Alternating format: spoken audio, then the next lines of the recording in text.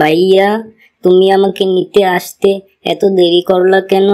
Sorry ভাইয়া, আমার বাসা থেকে বের হতে হতে একটু দেরি হয়ে গেছে। তুমি কি জানো আমি কতক্ষণ ধরে দাঁড়িয়ে আছি? একে তো এই ভারী ব্যাগ, তার উপর আবার এই বাচ্চাদের চিল্লাচিল্লি। তুমি কি বড় হইছো?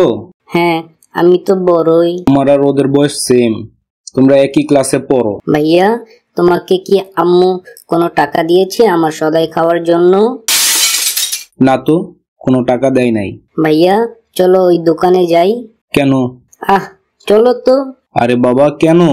আহা, চলো তো, পরে বলতেছি। চলো।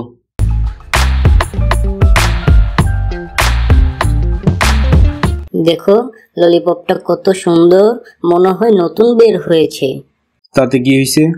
ভাইয়া, আমাকে একটা ললিপপ কিনে দিবা? টাকা নাই। দাও না প্লিজ। বললাম তো টাকা নাই। তুমি আমাকে কিনে না দিলে আমাকে কে কিনে দিবে? আর আমি কার কাছে কিনে চাবো? তুমি তো আমার একমাত্র বড় ভাই, তাই না? আমার কি আর কোনো বড় ভাই আছে? রুক যা পাগলি, রুলাইগা কিয়া? ওই মামা, ললিপপটার দাম কত? 50 টাকা। আরে বাবা, একটা ললিপপের দাম এত?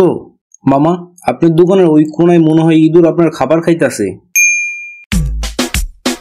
ভাগ রিয়ান ভাগ, ধরা পড়লে জামিন থাকবো না। ভাগ ভাগ, তাড়াতাড়ি ভাগ।